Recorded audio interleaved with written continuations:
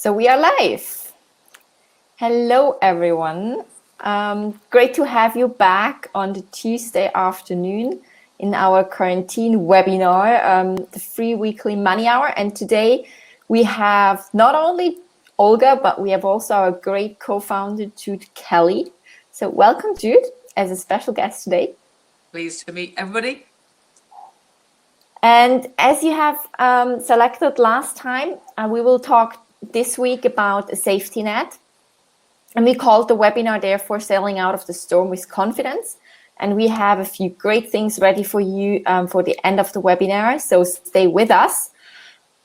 But before we start and go into it, it's all about riding the storm, and we will see that it calmed down slightly over the last few days. But anyway, there might be another storm coming up. We don't know. So stay with us. And we will have some great features and some great guest speakers for the next few sessions. And you will hear at the end of this presentation who we will welcome next time. So stay with us. And so it's great to have you. Maybe, Olga, do you want to give a quick introduction for those who are new to Smart Purse about what it is and who we are? Yeah, absolutely. So hi, everyone. I'm Olga. I'm here super happy to be on this webinar with you today. So great. I'm one of the two co-founders of Smart Purse. Smart Purse actually has been installed for all of you to give women the confidence to talk, feel good, be smart with money, and to invest in a way that you feel is right for you. And basically what Smart Purse does is, in a nutshell, you can imagine this being like a giant fitness tool to help you to be better with money. So we offer you a digital learning path, we offer you free money hour like this one, a whole bunch of courses and money meetups, which now all are happening only digitally. And we have a great set of financial coaches, more and more, that are joining us every day, that basically you can find on the Smart Purse platform to find a person that can help you when you have decided what to do with your money. Very important to know is that Smart Purse is completely independent. So Jude and I did this out of the motivation to help women know where to start on their money learning journey. It has no commercial purchase points. It has no financial providers pitching products. It is really designed as a learning tool about money and as a powerful community for all of the women on the planet to actually do more with their finances and to have a secured and hopefully happy future. And with that, in this spirit, we also installed this money hour, which is our third edition today. And I'm super pleased because we have more and more people joining us. And we decided that besides having you voting on a topic, we also have a great guest speaker. And because Jude is a fabulous speaker, it's great to have you with us. But we also are inviting some people from the community, and also decided that there might be time for laughter in this money hour. So there are a couple of surprises for you at the end. And finally, those of you who have been with us last week know that I disclosed how my personal portfolio is doing as part of this money hour, and this provoked a lot of interest. So today, at the end of the session, Desiree and I compared both of our portfolios, and we are having a portfolio contest, and we'll share with you how we are doing on that. But Desiree, do you want to give a quick update of what's happening in the market? Yes, before we go over to the markets, I would like just to mention a few technical things throughout the webinar. So if you have any questions, please feel free to use the chat function. You can write in there any questions you have. We are happy to answer them while we are going through the webinar or at the end. So feel free to post any questions you have anytime. We also have a little poll question going on from time to time. So this week we thought we would like to know how you all are doing out there in the quarantine and how you're feeling about the situation. And I see that there are quite some positive responses here. So we have optimists and people who say they are doing quite okay. So let's see how that goes. And maybe, Jude, you would like to introduce yourself afterwards when we head over to your part. So I jump right ahead into what's happening in the market at the moment. And here you can see a little screenshot out of the markets from today. So it's all again in the green numbers, which looks quite nice and positive, I would say. So we can really see that the markets are normalizing at the moment, and the de-stress is still there. So we see a positive response, but this is also because we have the policy responses by central banks and also by the governments, which now shake in, and they help, of course, to restore the market and also put some liquidity back into the businesses. So this is a positive side we have at the moment, which is great. Here, a quick view on the SMI, the Swiss Market Index, that you also can nicely see on the right side, that it kind of like is on an upwards trend. We don't know if that's going to keep going up, or maybe there is another bumper coming. But if we look at how the corona and the virus is currently going on, we hear a lot in the news at the moment about the US. So they have currently reached the level of rank number 1 in the world, and they have a lot of cases, total cases, but there are also increasing numbers of new cases, and the death numbers are unfortunately increasing quite fast. So they just reached 3,000 cases in total, which is actually more than we had so far. Another country or two countries that make a little bit the place in the media at the moment is Spain and Italy. Italy is a little bit going backwards, so they have it more or less under control, or they start slowing down. But we also see Spain at the moment with a huge increase in new cases, but also the death numbers are increasing. And today we had in Europe a moment of silence, because Italy and Spain together actually had half of the worldwide death cases already.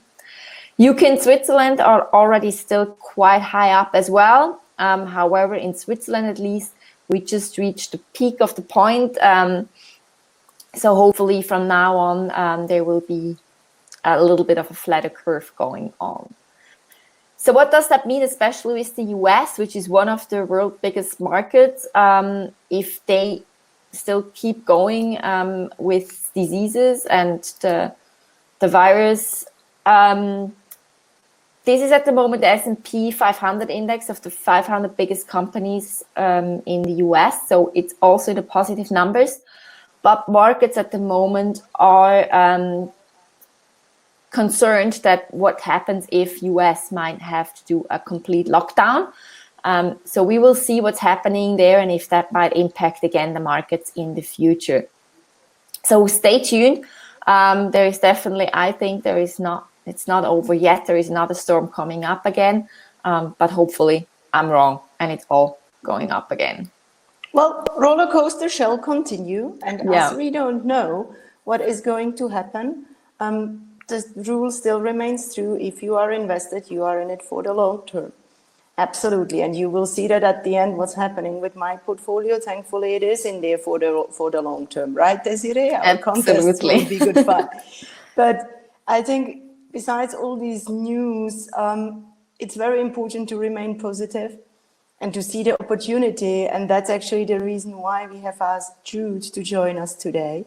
For those of you who don't know Jude, I think she's one of the most amazing women on the planet that I know, one of the most powerful women in the arts in the UK, the recipient of the Veuve Clicquot Social Entrepreneurship Award, the founder of the Women of the World Foundation that celebrates equality for women and men across 20 countries, touches roughly, I think, Jude, 2 million, 3 million women by now.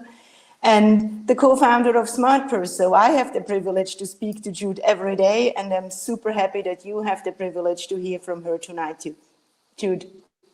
Thank you. It's interesting speaking to a group of women out there without knowing what you look like, how old you are, where you're from, or indeed what your financial circumstances are. So let me just ask very, very quickly, How many of the people listening in at the moment are from the UK, and how many are from Europe mainland? Can we tell? So you can write that in the chat. So just give me some indication of who's from where. And while you're doing that, is there anybody whose job and livelihood is directly impacted at the moment by the coronavirus in a way that is frightening or conclusive, or puts you in a different place than you were?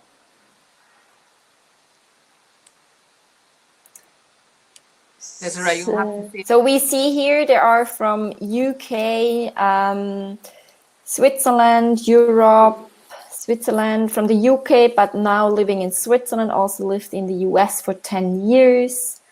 Switzerland, Portugal, French, living in Switzerland. Switzerland, yes, I work for a gallery which is closed. Yeah. I'm 100% on Kurzarbeit, so short-time work, as of tomorrow. That's a topic you can select maybe for next time if you're interested in what happens. That's okay. Not easy. And UK. I mean, the Ireland. reason. Anybody else? Yeah. Mixture of UK, Europe, Yeah. some people fearing for their jobs. Okay, so when Olga and I started Smart Purse, we recognized the fact that women of all kinds, from all social backgrounds across the entire world, were born into a kind of disadvantage with regard to money, because obviously historically we weren't supposed to own property, we weren't supposed to own money, we were part of a dowry, etc. And of course times have changed enormously in most places, but nevertheless it means that women still don't have equal confidence or equal availability to money. And Smart Purse was created to sort of try to close that gap, give us more confidence, give us more sense of a community of women who could talk to each other about that, and work out how we could become more savvy with our money and more knowledgeable about the way the world of money works. Now, some of you may work directly in the financial sector. I'm sure quite a lot of you do. But others, for example, the person just mentioned being, running a gallery, maybe, have really no particular relationship with what you call the markets. But I think what we're all suddenly aware of at this moment of global crisis is that the global economy, however little or much we know about it, is in a very fragile place. And statistically, we know that when disasters of any kind hit communities, women are disproportionately affected. They're disproportionately affected because disasters always include an enormous amount of issues around caring for families, and women have a disproportionate amount of family responsibility. They're disadvantaged because when job losses happen, they often happen quickest to people who are on part-time work, on flexi-time work, and that is largely women. Also on low-paid work, cleaners, carers, shop assistants, etc., largely women.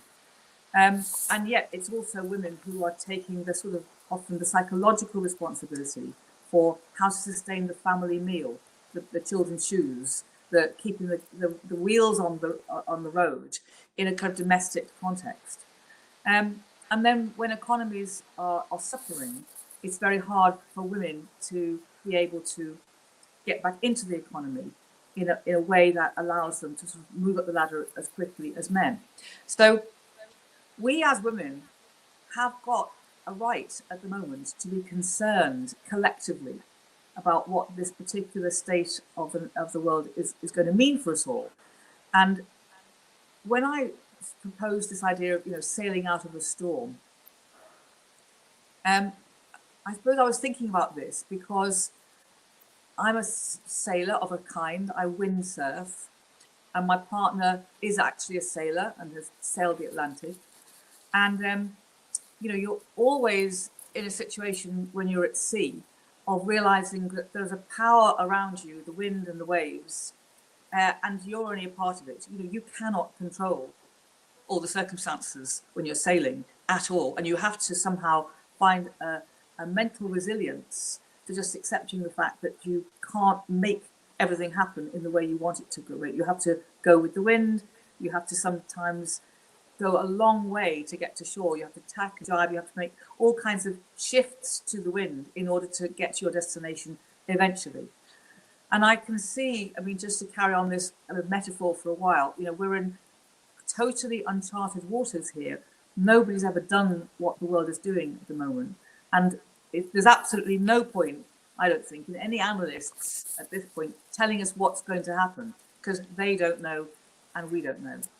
So the first thing I wanted to say about 5 tips for sailing out of the storm, my first advice would be, don't listen to anybody's advice at the moment with any absolute certainty, not mine or anybody's, because the circumstances are changing so quickly for us all, and it's going to be quite a while before we can actually listen to advice and understand that it's got system. So whose advice do you listen to? Well, you have to listen to your own.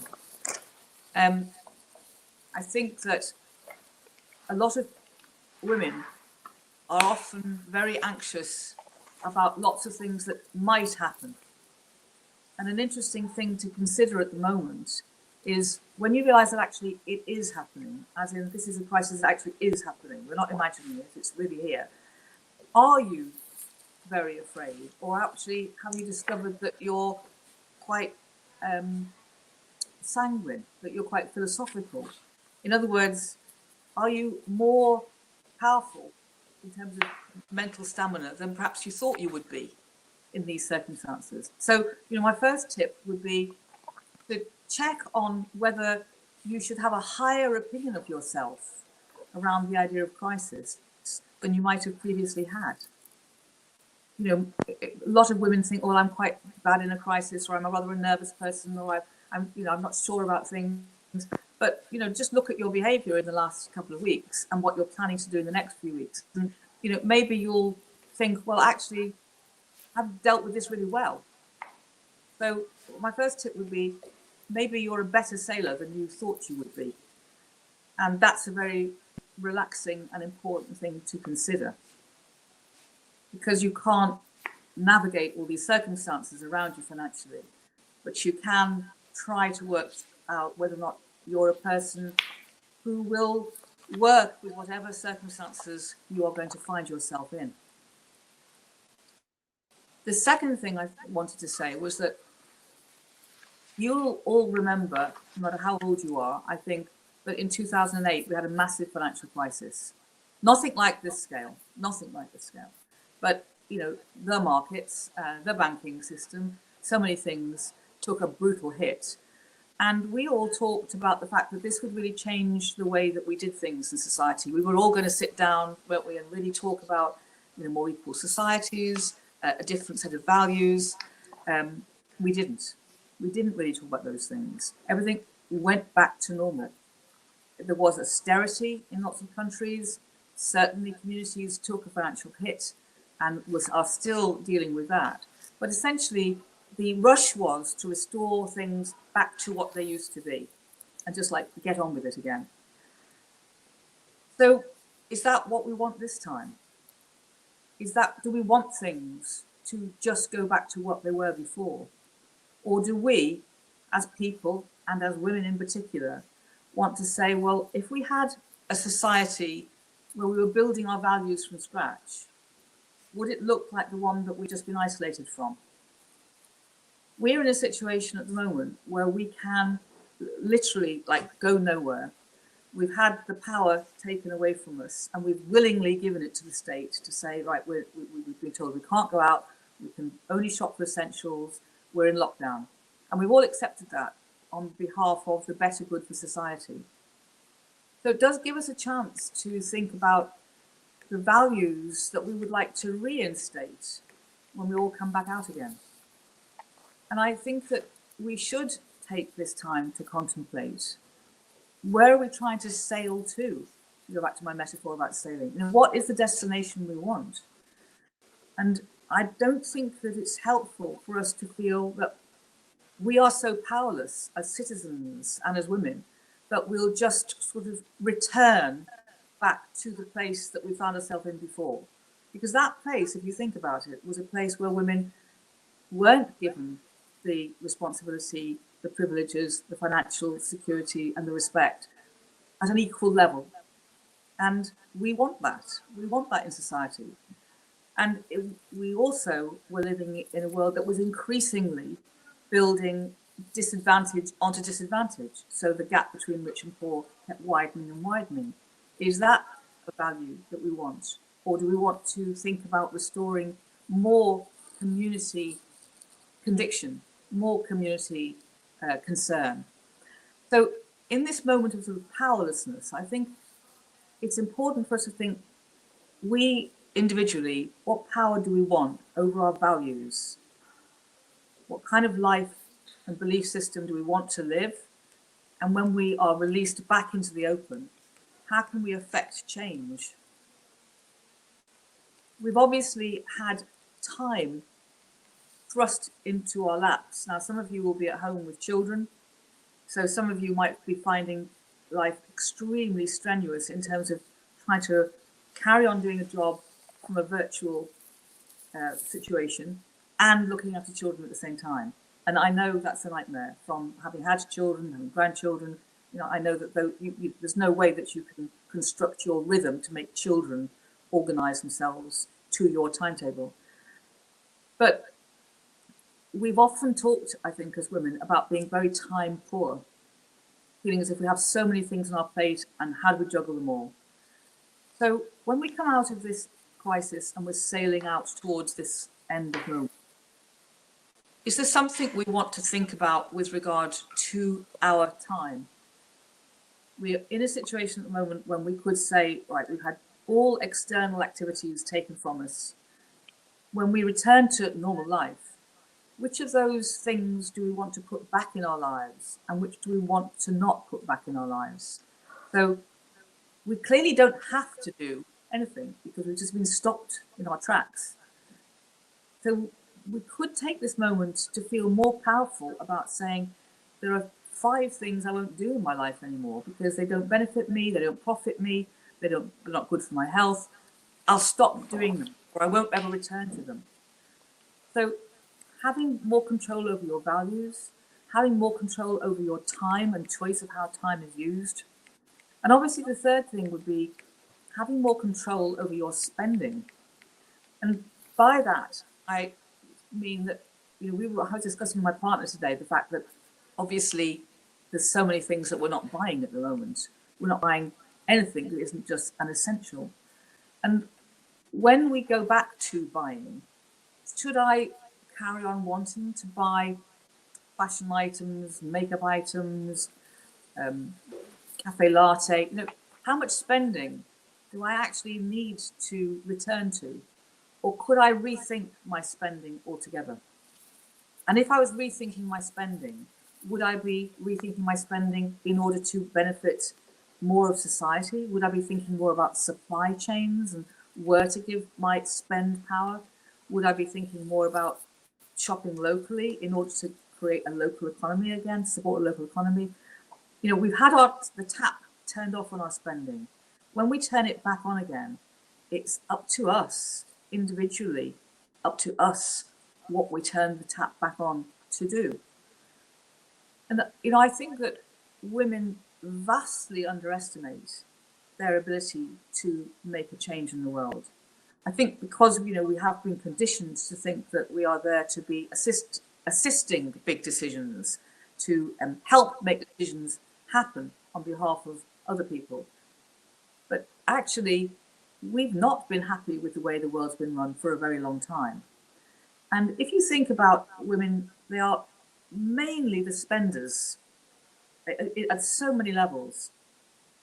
And if, for example, we discovered that we thought there was food poisoning or salmonella in eggs, and all women stopped buying eggs, which they probably would, that would be the end of the egg production line for a very long time. So we know that with one go, we can change economies in certain key ways by how we choose to spend or not spend. And at this moment, we can do some thinking about when we return to this economy, what are we going to switch on and what are we going to switch off? And I think that's a really exciting understanding of being powerful, of knowing that we could make choices that are related to values, that are related to time, and that are related to our spending and our money. So you don't have to have money to invest to be a powerful person in the money market. You are a spender, whatever you do, and you can make choices. We can make choices that can affect economies from the point of view of value principles. And if we are fortunate enough to have any liquidity, any kind of money in order to literally invest, then the choices we can make about that could be far more value driven as well. We need, as women, to think that we can stand up and support emerging out of this crisis by driving better values forward, by spending our money in different ways, by thinking about being less time poor and putting time into things that we value and people we value. And we can change the way society re-emerges. We're not powerless, we have huge power. So, we're being buffeted by the winds, we're being buffeted by the waves. It's very frightening. But my tip would be to recognize the fact that, none of you listening have gone berserk so far, otherwise you wouldn't be here. You clearly are in control of your minds and your bodies and your hearts. How do we use this time to have greater resolution, greater resolve about the kind of women we want to be, the kind of lives we want to live, and the kind of society we want to emerge from this, and the kind of economy that we will affect. And that, I think, is an exciting and powerful place for us to rest in, since we're going to be forced into this isolation for quite a few more weeks yet. So I'll stop there and see how people respond. Thanks.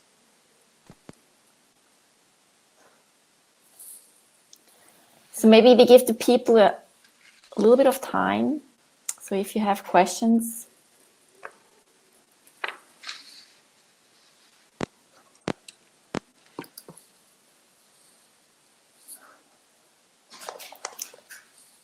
In the meantime, I think let's get started. And I resume the presentation. Olga, do you maybe also want to put on your camera again, just in case? Great. So last time you requested that we will also cover a little bit about the safety net.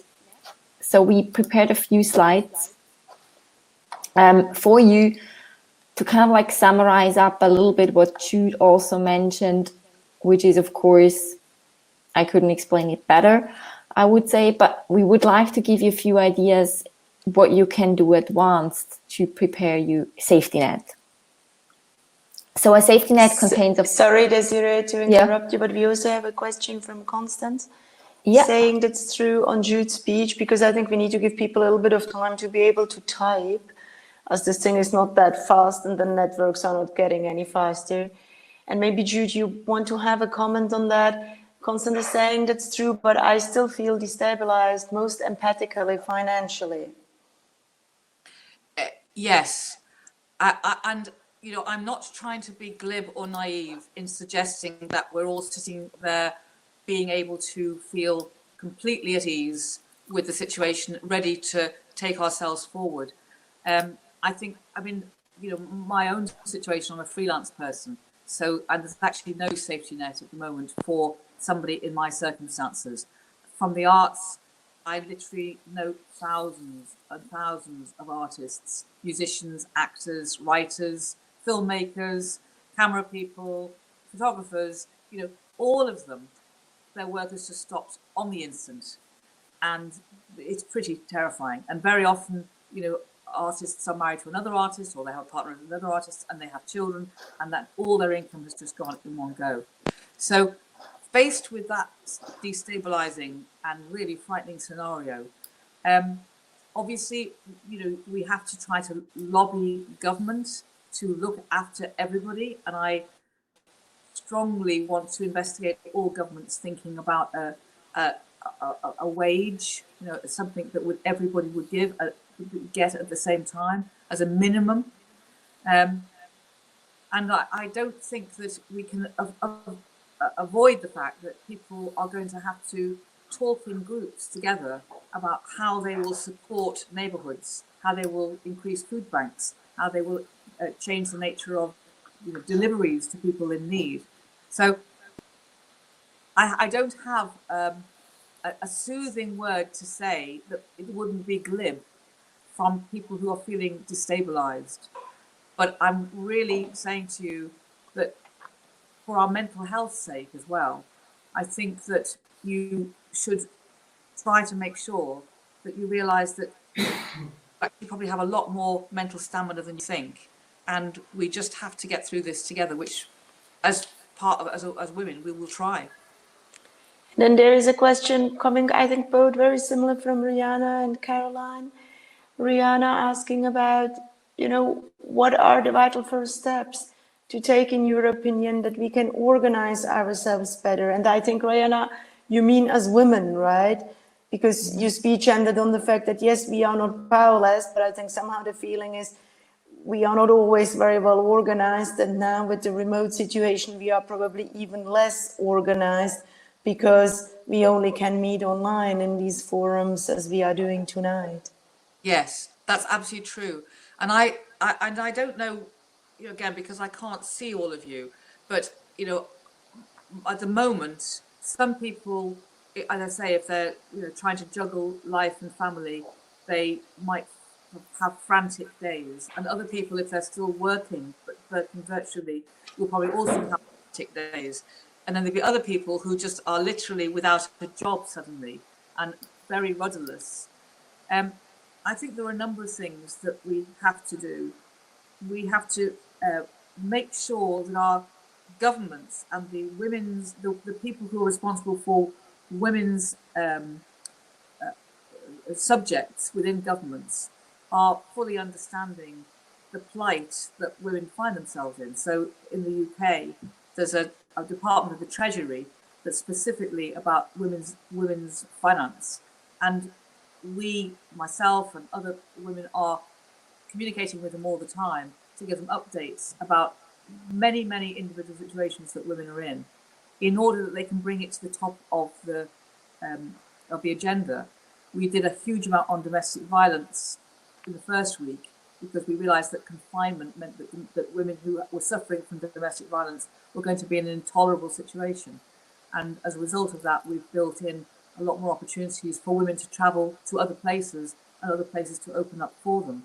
Now we're needing to work on women's finance. And I think it's up to everybody to see if they can connect up with any groups who are specifically working on women's finance and see if you can add in your information to them. People are not doing nothing. There is activity happening, but anything that you think you can do by adding in your activism, that will help too. Okay, and then there's a question from Caroline, I think also links in the same direction as Rihanna. What are the quick wins? Where should we focus our time, energy, and money? Any low-hanging fruits of things that we should do now? Well, quick wins. Again, I'm going to sound a bit glib, and you've probably all done this, but go through your entire bank account of standing orders and direct debits and get rid of anything that you don't actually really need or use. Lay off all your subscriptions for things that you don't want or need. That just throws the problem onto any of those companies, but you've got to do that. So, get right down to absolute basics with your own bank accounts. And I don't know what's happening in Switzerland. In this country, we're doing things like mortgage, layoffs. You can apply to not pay your mortgage for 3 months. You can do all kinds of things to push your debts 3 months further down the line. And I think you've got to take all those things if you can. Low-hanging fruit, Olga, what would you say?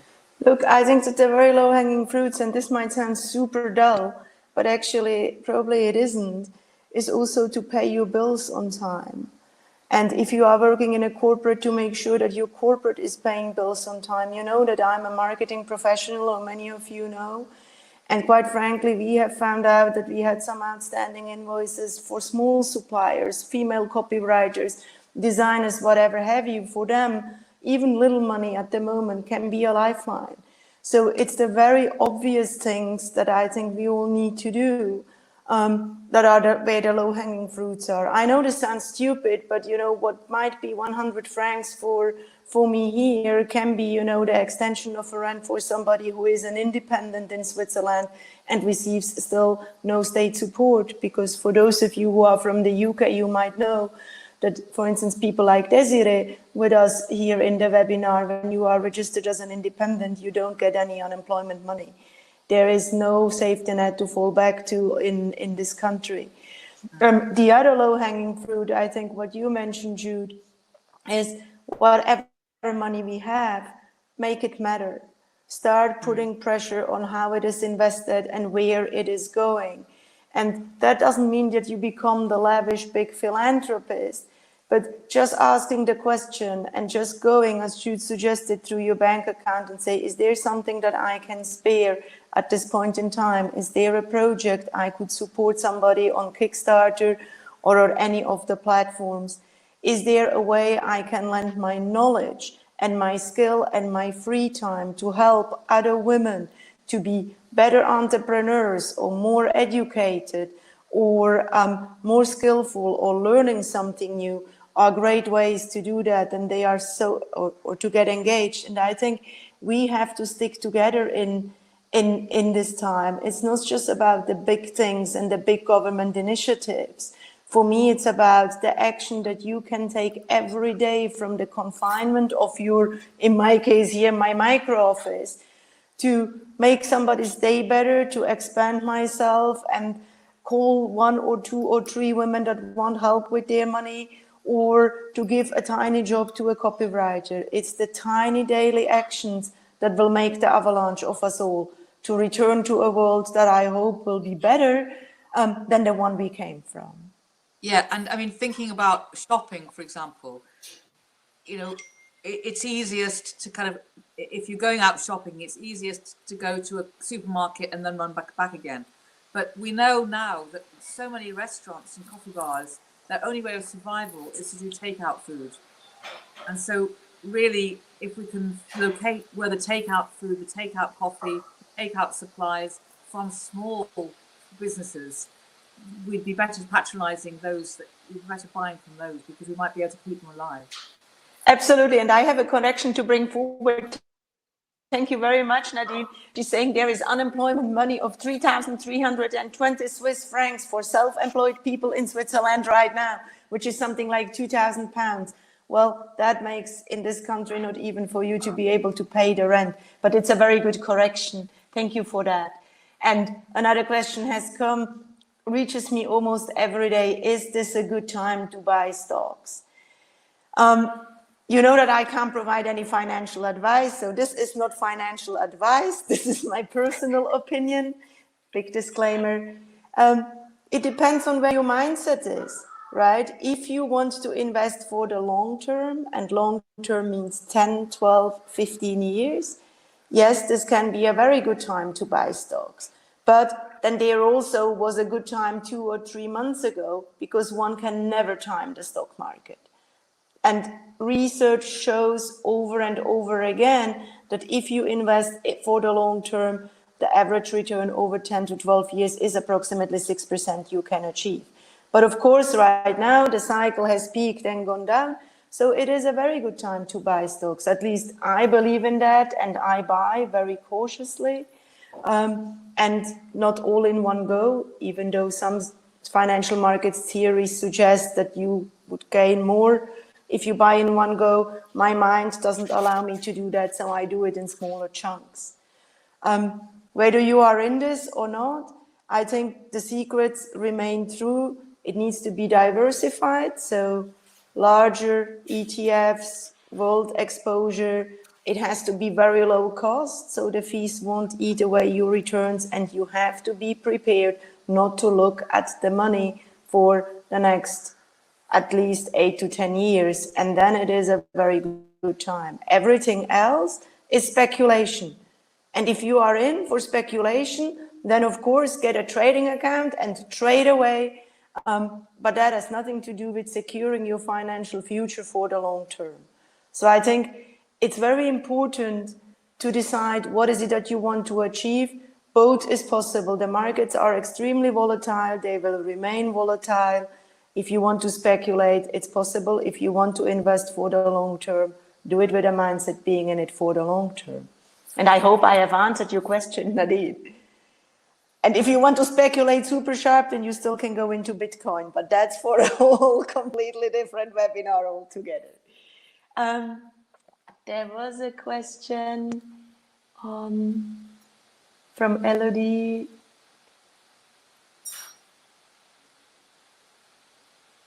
Jude, from Elodie, do you see any chance for a change? Do I see any chance for a change? Yeah, because it says, you know, Elodie says you described exactly her situation, which I think is beautiful. And as she was starting to think in ways in which society and big corporations should support or sponsor professionals who could contribute to society in a different way. Is this actually happening? And, you know, do we see any opportunity that society really will change and that we don't pivot back to 2008 scenario? Well, again, you know, predictions are impossible. I can say that I spoke yesterday to a CEO of a major company, a multinational company that deals in advertising. And at the moment, they basically said, you know, there is nothing to advertise. There's nobody out looking at the places where these adverts needed to be. And so there's absolutely no point. The whole business has stopped. And so they've decided to use their muscle power for community good instead. And they're now receiving, they put a call out to say, look, you know, how could we use our assets in a way that will bring community good? Now, interestingly, I think that is responding to something which their younger staff have been urging corporates to do for a while. You know, my experience is that younger people inside corporates are unhappy with having a life that they want to lead of better values and feeling the corporates that they're working for aren't living that life or living that life, you know, clearly enough.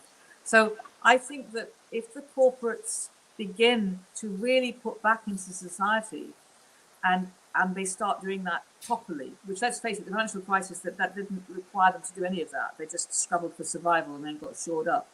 If they have a practice of beginning to put their shoulder to the wheel on behalf of society, I think that might make a big difference, because I think they might want the emotional rewards that come from that.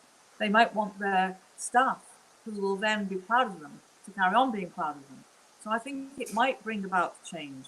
I mean, certainly, if you just think about the speed by which the UK government, I don't know what it's like in other countries, but we had a big homeless problem that developed from 2008 onwards. I mean, a really big homeless problem. And in 1 week, because of the coronavirus, all homeless people have been housed in 1 week. Now, that could have happened at any other time, but it never has, because the pressure wasn't on to do it. And I think it'll be hard for societies to then go, well, do you know what? They can all just go back onto the streets again, because we've proved that we can come up with alternative solutions. So I'm optimistic that we have got the evidence that society can make changes to itself.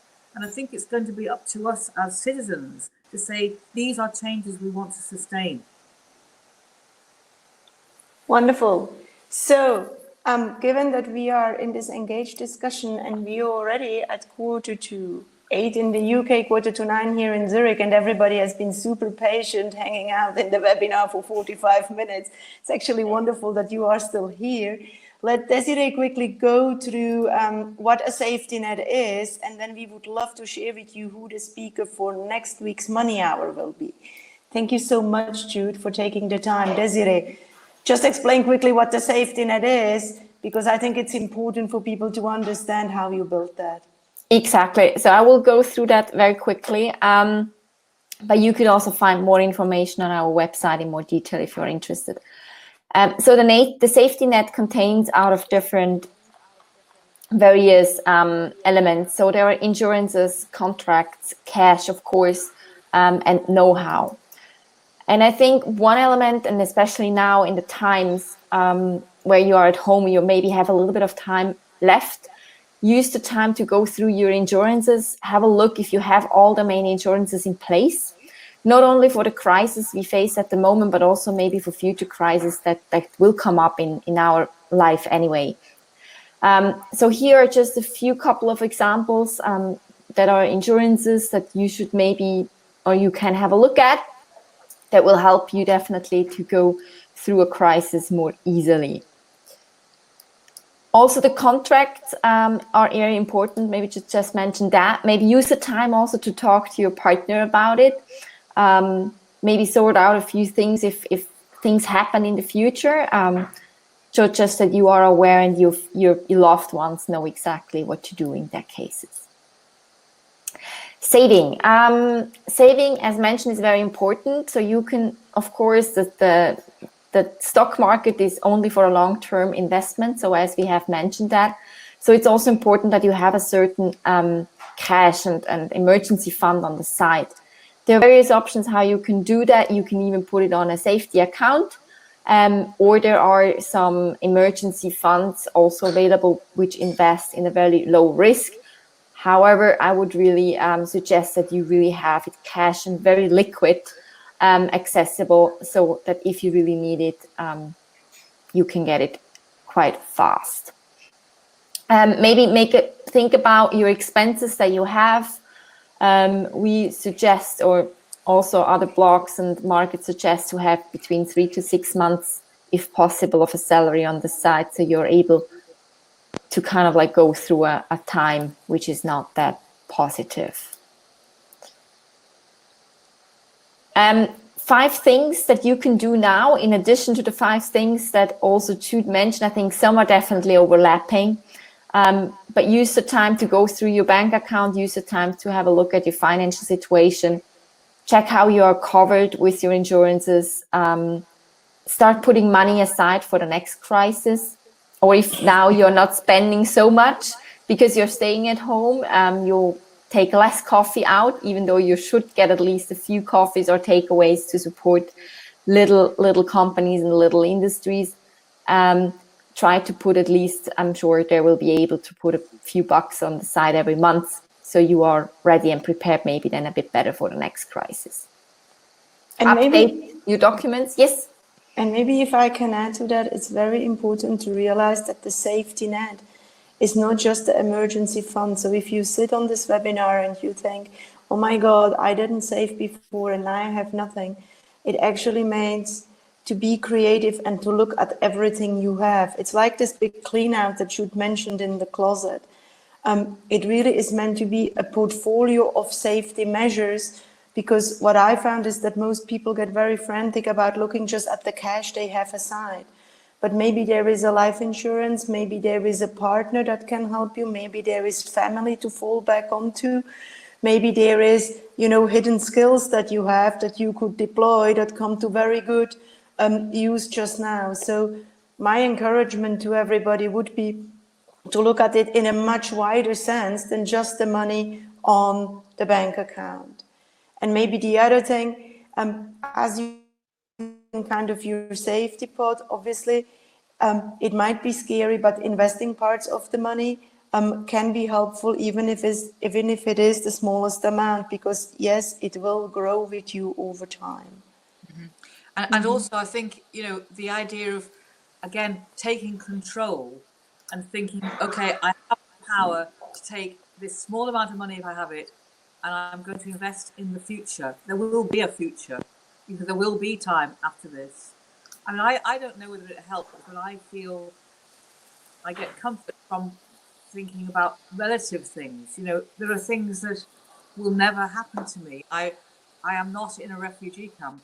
I am not being bombed out because of war. I'm not in Syria. There's levels of destitution that nobody on this call is ever going to experience. And I think that we need to find a way of realizing that we have got resilience because we have got levels of good fortune that we can draw on. And even if we end up being much poorer temporarily than we would like to have been, we may not ever go to the edge, and that's okay. That may then kind of go, well, we'll be in the same situation as thousands and thousands of other people in our countries, and we'll have to live through it like we would have lived through a war. None of us have been through a war, but this is something a bit like that, isn't it? We will survive this.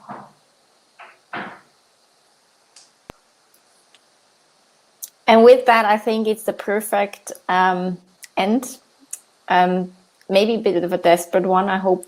Definitely, let's stay positive. It's going to be better.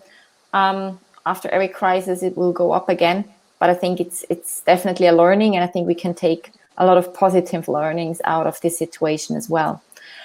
So, as we mentioned in the beginning, we always ask you what topic you would like to discuss. Also, this time we prepared 3 different suggestions, but also if you have any other topics that you would like that we discuss, please feel free to write them in the chat. We will see if we can cover them next time or the time after. But in the meantime, while you are filling out the poll, we would like to introduce you our next special guest. Yeah, Daniela, she is amazing. She can talk about any financial topic for hours. Don't think that the webinar will last 4 hours, but she certainly can, and her energy is absolutely contagious. She will rock this webinar room and is an absolute specialist on pensions, if I'm not mistaken, Jude, right? Correct me? Yeah, she's designing women pensions for women. She's working with governments on that at the moment, designing special pensions for women. So she knows a great deal about the particularity of the lives of women and how the finances of women work and need to work with regard to savings and pensions. And we will challenge her with the topic that you are voting on now, because she was generous enough and said, I'm absolutely joining Money Hour, just give me a topic to talk about. So whatever you are voting on now will be the challenge for Daniela, which currently looks like, should I buy gold now? So that will be very interesting, and I think it will make for a lighthearted, super entertaining Money Hour. And with that, I think we also have 2 very small special announcements to make, because we thought in this time of crisis, well, talking about money is serious enough, and of course we're trying to make it as entertaining as possible. But Jude has 2 wonderful, I can't say friends, but colleagues that have agreed to come not next week, but the week after next. And I think I will have the pleasure to interview them about the subject of money. They are 2 brilliant comedians, and according to what they have told us before, they know nothing about the subject of money. So if you want to see Olga being grilled by 2 comedians on money, definitely 2 weeks from now is the time to zoom in. I hope you will enjoy Lola and Joe and myself getting grilled. And with that, to it's close, going to be fun. It's going to be amazing. You should just join for the fun of it, seeing me sweating. And I think with that, what remains to disclose is, well, how good has Desiree and Olga's wonderful sustainable portfolio performed? So last week I was at minus 13%, which still leaves me super cool because I'm in it for the long term, right? And recovered to minus 10%. And then I was writing about this very proudly to Desiree. And Desiree, where are you at? I'm looking a little bit worse, honestly. I was at over minus 20 a week ago, and now I kind of like gained a little bit, made my way up, but I'm still at minus 18. So Olga, you're still a bit better off. Yeah, I invested in a long term too. So let's see, maybe my risk profile risky, but I have to say I'm a bit riskier invested than you are. So maybe that's sorted out in a few years. And we can have a look where we shall see. Definitely, we are continuing our sustainable portfolio contest. What sounds like a joke here is just that these sustainable portfolios prove to be more resilient than the non-sustainable ones. There is tons of research around this. And I think, Jude, to the point of your speech at the beginning about, if we all stopped purchasing eggs tomorrow, the egg market would go busted, basically. I think our individual investment decisions, the power of the female purse, really has the capability to help us to create the new world that we want to have when we all emerge from this crisis. And with that, it means that each and every one of your pennies, francs, or whatever you have counts and should be invested into what is important to you, not only into what the stock markets say. Mm-hmm. And then there'll be people out there who've never tried investing and who don't feel confident yet enough to do that. And I understand that completely. It's not a world that I've been part of before. But, if we're going to take more power and more control over the world, we have to be more invested in the world of finance in whatever way we see fit. So, yeah, it's about, I think, valuing ourselves and our beliefs and then making sure our money follows that. So with that, if you want to leave us a comment, how to make money hour even better, how to make it more useful for you, any tips, any tricks, anything, please leave in the comments now. And we would be super happy if you inspire many more women to join us next week. As said, Daniela will be challenged on the topic of gold. And 2 weeks from now, I will be challenged with 2 comedians talking about money. Thanks so much for listening and for being here with us. Have a lovely evening. Bye, everybody. Thank you. Bye. Bye-bye.